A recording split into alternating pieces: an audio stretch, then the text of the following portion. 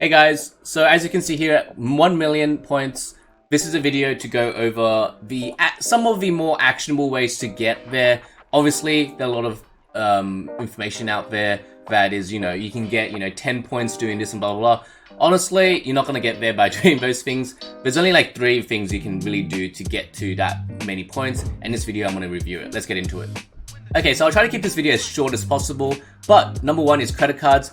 Firstly, not financial advice because credit cards obviously can affect your credit rating, but just something to keep in mind is obviously pay your debts, pay off all your debt, and make sure you don't churn through too many because that can affect your credit score. But either way, credit cards is probably your number 1 way to get to a lot of Qantas points because of the bonus offers. If you didn't know already, a lot of credit cards out there have bonus offers. All you need to do is go to Qantas.com and just type in credit cards Qantas, and this link will pop up first in the Google search. And all you need to do is find the good offers.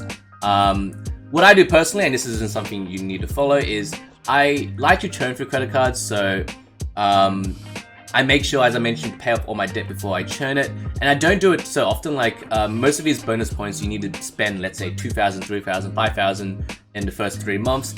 When I do that, I still keep it for a couple months at least, because if you churn too quickly, it can actually affect your credit score pretty badly. So make sure you pick 1, the right credit card, and 2, don't churn it that often. Be sensible about it. I've read, a couple months is good, but I like to keep it a bit longer than that, honestly. One of my favorite credit cards, the 2 I recommend right now, is the ANZ Frequent Flyer Black Card. 110,000 Qantas points. I actually have a video to get 160k. You get 160k if you go through the ANZ app. I have a video linking somewhere right now. $425 annual fee, but you get $255 back. So obviously you save a bit of money, and you get up to 1 point per dollar spent. So if you're buying stuff, groceries or anything, petrol, use your credit card. Now, one thing I like to differentiate between credit cards and your debit card is I treat my credit card like a debit card.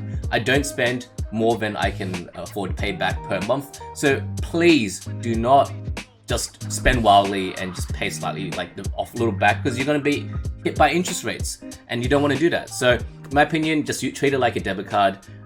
If you have cash in the bank, treat it like that. So my second recommendation is the Qantas AMEX card. You get 1.25 points per dollar back, which is a lot more than pretty much any of the cards, and you get bonus points. And really cool thing about this is you get $450 Qantas travel credit, which offsets the $450 annual fee. So it pretty much is a $0 net if you use the card.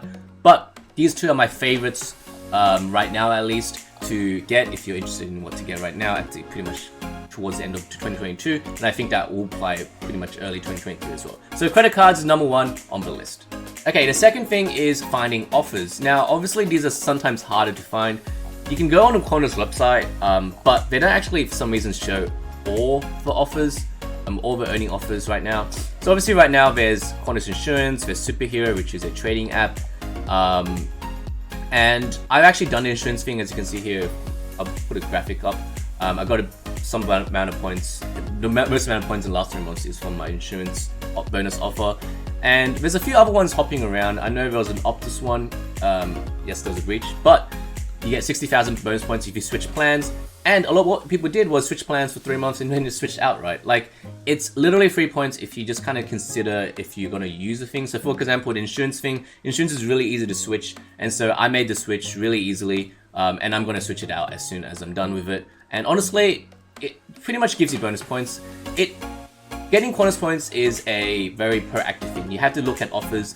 And here's another one big tip is find Facebook groups that help you find offers. So I'll give you an example here. Okay, so here's a group I'm part of, Qantas Points Collectors. Pretty much everyone's sharing posts on how they collect points. Right now, this lady has said Apple gift card promo, which wasn't on the Qantas site. And there is gift card promos right now. I think Woolies and Apple was 2 of them. If you're buying groceries on Woolies, you can just use the gift cards to literally pay for your Woolies groceries, and you get points off that. How cool is that? And if you buy an Apple product, obviously, you use Apple gift cards. But basically, as you can see here, there's so many ways to get points. A lot of these are reward points. So how it works is they get the reward points and then they switch it over, because usually the reward points, there's like some kind of switch. You can basically switch your points over to Qantas. But literally, this is a great way to find. I just joined this group.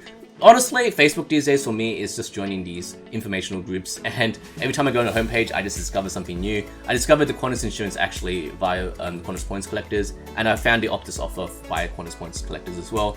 There's also a lot of other things you can do, but I won't get into the details of it because honestly, you just have to keep an eye on it. It's being proactive. And that's number 2, is just finding those bonus offers. And finally, number 3 is honestly, you just have to fly Qantas. You have to fly Jetstar, which is obviously a more budget airline, and you have to occasionally book Qantas accommodation. And there's certain things like, for example, Uber, Airbnb that you can get, but if you're gonna stay at Airbnb, you're gonna book an Uber, just do it for Qantas, and you get bonus points with it. Why not, right? So in my opinion, this is your 3rd way to doing it. And honestly, these are the 3 ways you're gonna get your 1 million Qantas points. Honestly, people like saying, you know, you can go download the wellness app and get 150 points or something. Like, it's 150. Like, how are you gonna get to 1 million with 150? Like, honestly, these are the 3 big ways to get Qantas points. I might have missed maybe one, but in my book, the credit card method, the finding bonus offers methods, and being proactive and finding offers in the market, as well as just booking through Qantas network, is probably your 3 best ways to get 1 million points. And that is just the reality of it. There's no hidden tricks in terms of that. But surprisingly, a lot of people don't even know about the credit card thing, so I made the video just to show you that you know, you can honestly get 1 million points just through credit cards, to be honest, over like, you know, a couple of years. But hopefully this video helps, gives you a bit more insight on what you can do. And obviously with the points, you can book reward flights as mentioned, but please do not book the points plus play because that's a ripoff. But yeah, hopefully this video helps. Leave a comment below if you know something that I don't know, and maybe we can all share together. So yeah, hopefully this video helps, and I'll see you next video.